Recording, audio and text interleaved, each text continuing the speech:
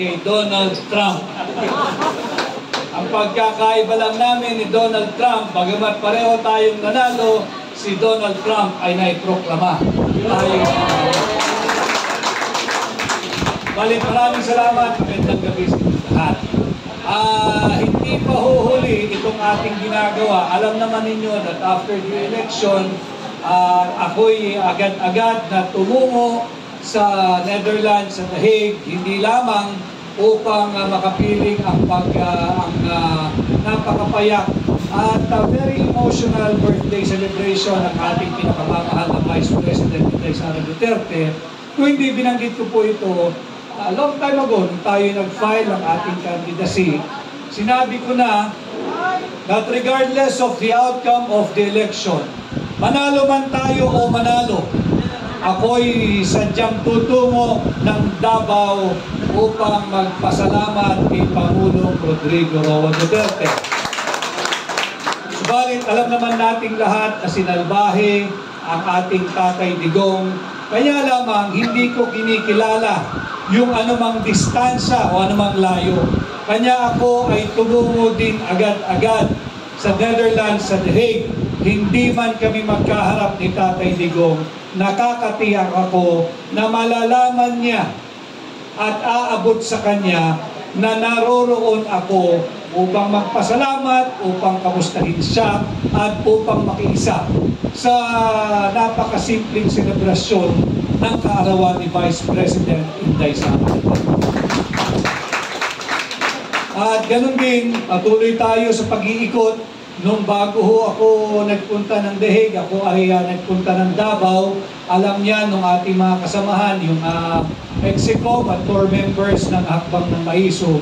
Ang Hakbang ng Maisog, ang ating social movement, tayo ay agad-agad tumungo sa post-election assessment and analysis. Wala tayong pahinga, nagtuloy-tuloy tayo. Hindi tayo partido, tayo isang social movement, pero makikita mo yung commitment ng bawat isa sa kinikilala ninyong miyembrong leader at sa pamumuno ng ating ginagalang rene-respeto si Manong June Ibasco. Hindi tayo tumitigil, hindi tayo nanonood lamang sa tabi. And I would also like to congratulate all of you sapagkat wala pang isang taon ang Hakbang ng Maisog. January 2024 tayo nagsimula. Si Pangulong Duterte at si Manong June Ibasco ang nagsimula ng lahat ng ito, kasama si Vice President Inday Sara Duterte.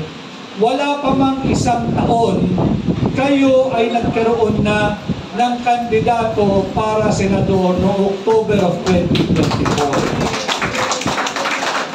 At matapos ang isang taon, noong May 12, 2025, wala pang 2 taon ang Hakbang ng Maisog nakapag-produce na kayo ng isang senador. Subalit hindi lang talaga tayo papayagang maproklama at paupuin ng korap na administrasyon ito. Kaya dito natin makikita if this will be some sort of a measurement, if this will be of any measure, I would like to congratulate each and every one of you sapagkat naipakita natin na malakas ang ating samahan, malakas ang ating organisasyon, meron tayong tamang direksyon at nasa panig natin ang higit na nakararaming mamamayang Pilipino. Ang gabing ito ay para sa inyong lahat. Ang payak na uri ng pasasalamat, hindi lamang ng inyong lingkod, kung hindi ng buong Executive Committee ng Hakbang ng Maisog. Nandyan si Manong June, naririto ako, nariyan din si Yusek Pen and all others. Itong gabi ay para sa inyo aming pagkilala, sa inyong paghihirap, sa inyong malasakit, sa inyong pagpupunyagi, sa inyong sakripisyo, at hindi naman tayo nabigo sa ipinakita ninyong trabaho. Nabanggit din kanina ni Manong John na patuloy yung aming pagpaplano, ating higit pang palalakasin ang ating samahan, ang ating social movement, ang ating organisasyon Kasama siyempre ang ating Vice President Inday at ganoon din si Mayor Baste ng Davao. Alam mo ninyo, maraming mangyayari na riyan nakaamba yung buwan na impeachment complaint. Sinisimulan na yung impeachment court pagdating ng July, pagkatapos ng SONA. Marami tayong babantayan. Alam ko lahat kayo busy, lahat tayo busy. Araw-araw sa ating pamumuhay, makapag-uwi ng kita, makapagbigay ng pagkain sa hapagkainan ng bawat pamilya natin. Subalit, alam ko rin na hindi naman ninyo makakalimutan. Nais ko lang, ipaalala pa ulit-ulit, na meron pa tayong higit na malaking misyon. Maipauwi natin dito sa Pilipinas si Tatay Digong. Bagamat tayo ay nagsasagawa ng ganitong fellowship at Thanksgiving, nakikita ko kanina yung ating simpleng pagkain. Sa paningin ng maraming tao, simple yan. Pero kung ikaw ang Pilipinong inilagak ng sarili mong gobyerno, pinagtraidoran, at inilagak ka dyan sa ICC Detention Center sa Tahe, itong mga pagkain ito ang nalimis ni Tatay Digong. Correct! Kanya, huwag kayong sinabi kanina ni Manong June, let us all keep the fire burning, let us continue fighting, at hanggat may mga api sa lipunan, nariyan ang hakbang ng Maisog. At kami naman na nagagabay sa inyo bilang mga leaders ninyo, kayo ang aming inspirasyon. Hindi namin kakayanin ito, hindi naman kami magiging maisog ng kami-kami lang. Kami ay naririto, nagbibigay ng payo, ng gabay, ng direksyon dahil nararamdaman namin ang inyong commitment.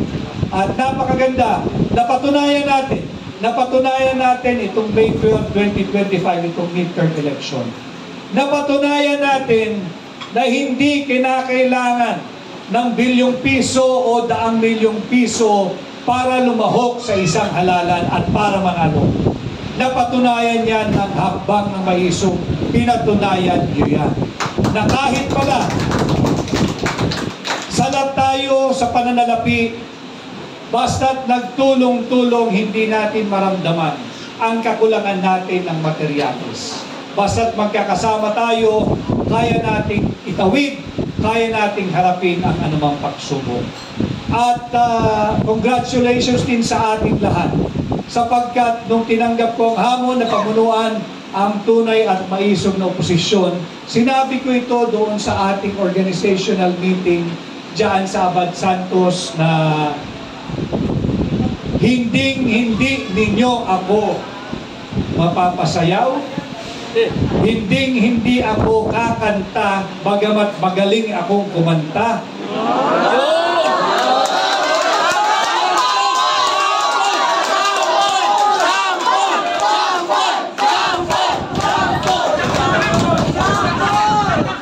Hambog lang yun. Napatunayan natin na hindi kinakailangang sumayaw, kumanta, magpatawa, magpakengkoy-kengkoy sa entablado para ikaw ay tangkilikin at iboto ng mamamayang Pilipino. Handa na ang mga Pilipino sa isang seryosong talastasan basta ang pinag-uusapan ay mga usaping panlipunan na mahalaga sa bawat pamilyang Pilipino. Marami pa tayong gagawin, marami pa tayong haharapin, pero ngayong gabi ay para sa inyo. Break muna tayo, enjoy kayo ng ating payak na hapunan, and I also would like to enjoy your company. Hindi natin nagawa nung kampanya sapagkat napaka-busy ng lahat, organized dito, organized doon, lipat-lipat, at syempre sa lahat ng ating mga kasamang vloggers, maraming salamat sa inyo. Napatunayan ko muli na hindi kinakailangan ng mamahaling advertisement sa telebisyon. Correct! Hindi na kailangan yan. Hindi na kinakailangan yung mga tanyag na mga propagandista. Hindi na kinakailangan yung magagandang commercial. Hindi na kinakailangan yung daan-daang milyong piso. Sapagkat nakita naman natin yung may mga naglalakihang billboard isinuka ng sambayan ng Pilipinas. Correct! At malaking bahagi ng ating natamo, ng ating tagumpay, ng hakbang ng maisog dahil sa inyo, sa inyong pagla-live every time na may activity tayo, sa inyong commentaries at sa inyong vlogging. Maraming salamat. Tanggapin ninyo ang aking paggalang, ang aking pagrespeto at pasasalamat. At sa inyong lahat, maraming salamat. Marami pa tayong pagsasamahan, marami pa tayong magagandang gagawin. Hindi para sa ating sarili, kung hindi para sa bansa. Itutuloy natin ang ating advokasya, yung transparency, accountability, peace and security. At bilang panghuli, huwag din tayong susuko na isulong yung no to war at isulong ang kapayapaan.